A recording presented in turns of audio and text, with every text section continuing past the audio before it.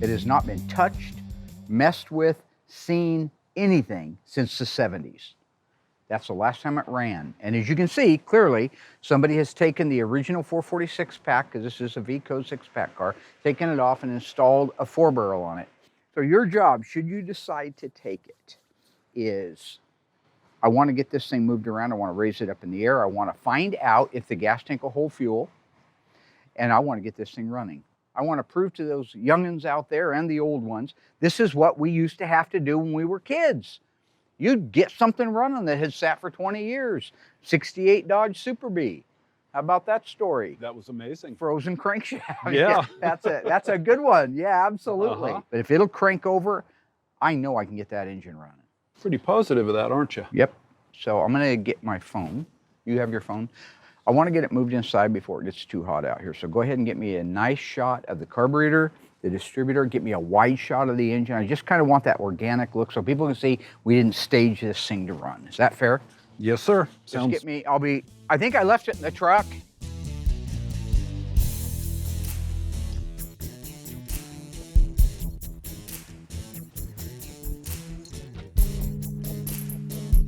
Oh yeah, I think, here it is. I got her.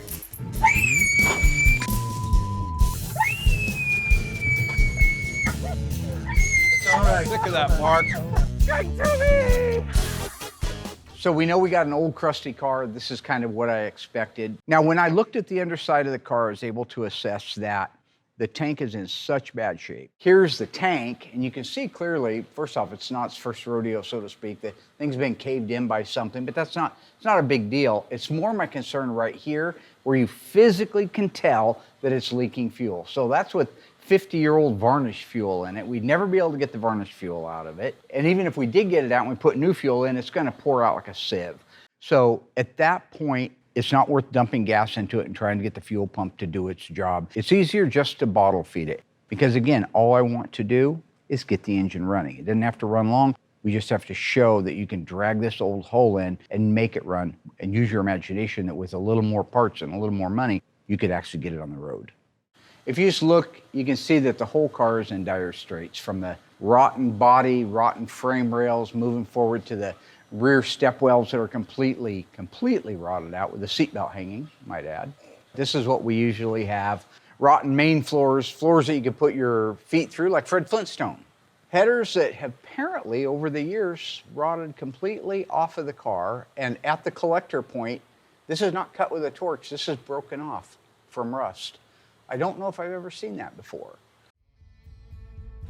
So with that, I'm going to let Doug lower it down and put a compression gauge on it and see if we can get this thing to crank over and create any kind of compression at all. So the very first thing we have to do in this situation, before I invest any time into making sure that it has spark or it has gas or it has compression, is that the engine isn't frozen solid. That's one of the things that we run into a lot when cars set. The piston rings will freeze in the cylinders or seize. The crankshaft, if it doesn't have oil in it, will seize to the bearings. We've got to make sure we can get a revolution out of it, or 2 or 3, before we go to the next step. All right, we got the A-team here getting ready to see if this thing will crank over. Doug, the first thing I would like you to do, Royal, should you assist him if he needs it? If not, cheer him on. I want to put a breaker bar in the socket. What size is that socket? 1.25 inches. Can I go look at it first? 1.3/16? Sure, go look at it. 1.3/16? Picks it up every single day and uses it. They're not all the same. Every single day. Royal wins. 1.3/16. 1.25 inches. 1.25 inches. Royal got it. My bad. Most everyone knows me already. I've been here since the beginning. But for those who don't, I'm Royal Yoakum. I'm Mark's best friend. Mark and I have been friends since we were 14. He used to cut high school and go over and work on motorcycles at his house. Then, of course, it just developed into cars. So naturally, we became gearheads. I would like you to put that on there, and we're going to see if it'll crank over by hand. By hand. If it will make 360, I want you to do another 360. We're listening for clanks, clunks, and things that can go bad. The motor is a 72 or 3 cast iron crank. Nobody cares about it. This is more for fun, to see if the old A-team can get a car running. I like working with these guys because I don't get a chance very often to come over and spend time and actually work on something. So yeah, we had a blast. It reminded me of old times. You can go, Oh, I there it cannot. goes. Why would it do that? That's insane. I had so many of them not do that. Very nice. I'm at a very fortunate part in my life where I can do something like this, call up my buddies, call Royal, and say, get your butt over here. I want to do something fun, and know that they're all willing to do it. Nice. Look at Oh, that. look at that. I don't Cranky believe it. crank.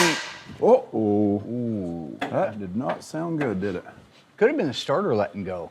Might have Yeah. been the Bendix or something in That's there. true. Who knows? It's been Yeah. 30 or 40 years. The license rusted off of it. Whoa, Careful. I didn't break it. It's so nice having Royal over to work with us. We've had so many great memories together. It's like getting together with family again. Actually, it's better than getting together with family. Nobody expects anything from each other. I didn't expect that either. I figured she Oh, was... God. You hear that rear main seal? Something just squeaking like hell in there. You think if it's doing that, that thing will crank over? If it Yeah. will, I would love to crank it over. That's a If good it's- sign. See, Royal's good luck. Okay, so right now we have an engine that cranks over manually. We saw that with our own two eyes. Royal is letting it down so that we can put a battery in it and check out the cables. Now we have the remote starter hooked up. We decided to do that outside the car. We have faith in that starter. You have any faith in the starter, it's 1,000 years old. We have brand new ones that won't work. That's true. That's true. Ever do that? Yeah. Yep. I put 6 of them in a row and they're all bad. And I go, who's rebuilding these? One of the things that we deal with a lot is remanufactured parts, because you have to get a remanufactured starter if you want it to look right. Now, we tried to collect as many of the originals, send them out, have them built here locally where we know they're being done right, but we're also at the mercy of the parts store. And I cannot tell you how many starters, how many alternators, how many distributors we put in, plucked them right back out again and tried another one. Boy, Mark is right about this. I have personally installed 5 alternators in a row trying to get one that works. All right, I have faith in you. Push the button. Push. Push the magic button. Push. Crank it.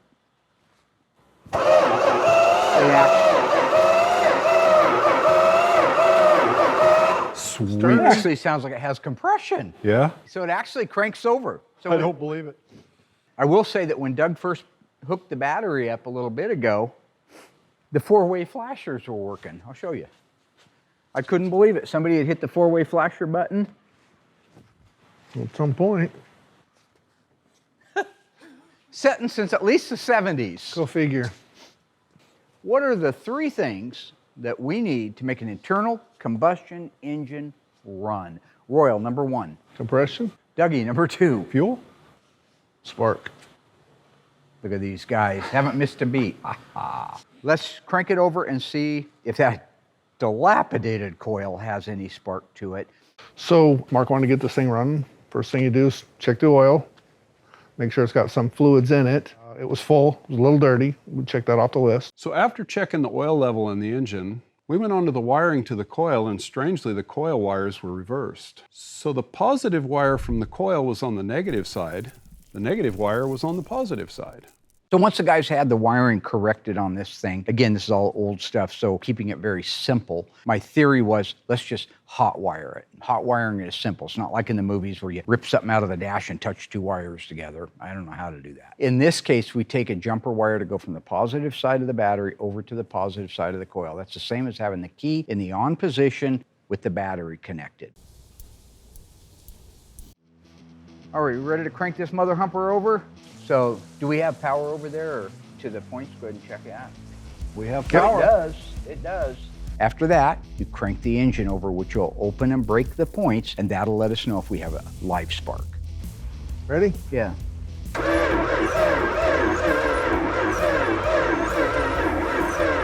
Yep. Okay, let's add some. Let's see what we got. We got spark. Oh, I love fuel. I love fuel. Hook Yes, that wire you up. You want do. some gas on that? I'm just kidding. Big baby. Sparks and gas. So this part always scares me when we start pouring the fuel in the carburetor. Mark gets a little crazy with the fuel. A little bit is good, but more is better. So obviously you see what happens with that. There it is. We got a little bit of chug. Let's pour some more fuel in that mother humper. I like fuel. You like fuel? Royal's right. Mark loves the primer fuel. This is why he almost burned down the house on 14th Street. There is truth to this story. I was terrified. I ran. Not my problem. I still got a life to live, right? I like I fuel. got faith in this old girl. Old Mopars never die. They just catch on fire. Catch on fire. Wouldn't be the first car we ever burned to the ground. Probably won't be the last. Try it.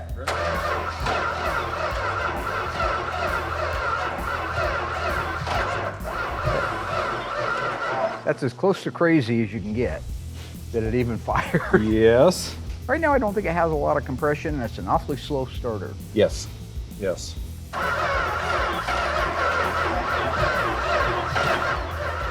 Hear that? Got some valves hanging open still, probably because everything's dry. Probably not even pushing the lifters much.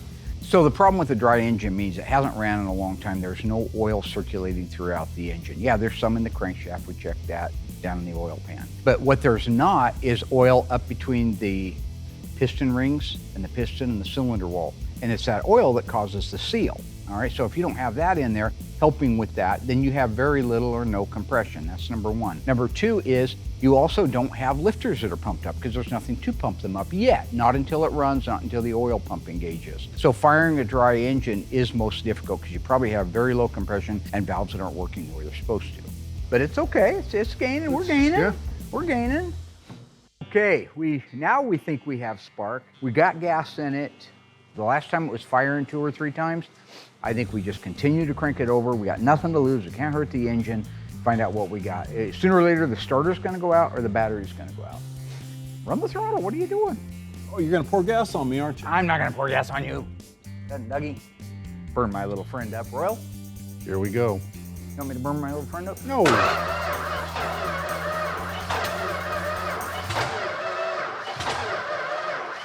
Just hold it open. Come on.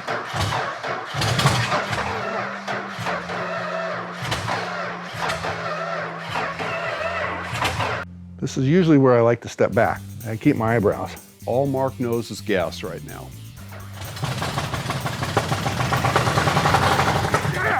Nice. That is an engine that hasn't ran for 50 years, folks. Okay, 40 years. It doesn't matter. It ran. To me, the most important thing is it ran. What is the problem with adding fuel to an engine? It's a necessity. I don't believe You it. cannot kill a 440. You're right, Mark. Okay, I killed 2 of them, but that was because I left them out in the freezing rain and they cracked the blocks. Oh, I got to run it for a few more seconds. I got your guys' prize, your guys' reward waiting on the other side of that door. We're shooting this mother. Woo-hoo-hoo! so this is where he goes completely off the deep end. I'm just kidding. Royal? Nah, I wouldn't set fire to you, dude.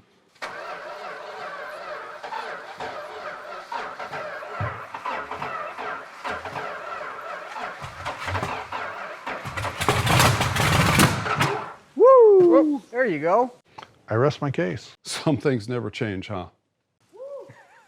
Mark, you catch Dougie The good news, it runs. The bad news is it's on fire. Oh, that's fine. Let me get that gas out of there. The fire marshal, Bill, he loved that stuff. I know what the guys do. They talk all the time about this thing that I like to catch things on fire. I believe this may be the only time I've caught something on fire, to the best of my recollection. Wouldn't be the first car we ever burned to the ground, probably won't be the last. I mean, I did catch Darren's car on fire slightly when but it didn't burn to the ground, so that matters. And maybe the Superbird caught on fire or something. Nothing to get scared about. It's not like I burned down somebody's house.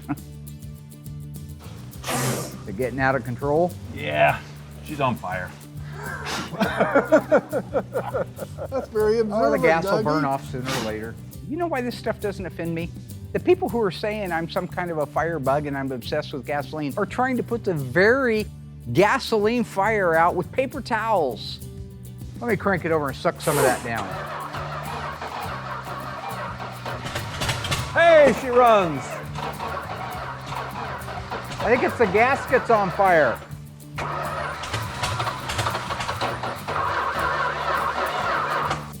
I think that was a success. It does run. If we put a carburetor and gas this thing, we could take it to the coast. Yep, Hey, it ran. we got it running. Yep, piece Yep. of cake. Yeah. And Mark says he has a big reward for us, right? I thought it was gonna be paintball, go-karts. Pizza at Joy's. Oh, there you go. Something nice, right? And what do we get? I have got a treat for you. I told you if you can get this one running, you can get that one running. Marked. Marked? Yeah, the mark of doom. We get to get another car running. Yeah, what a reward. We're here to entertain Mark. Entertain Mark. Hello ghouls, Mark Warman here, the Ice Tray from Graveyard Carz. If you enjoyed this video, be sure to like it, drop a comment down below, and subscribe to our channel. We have fantastic stuff coming up, and some of it you've never seen before. I gotta go insult people. Hey Alice!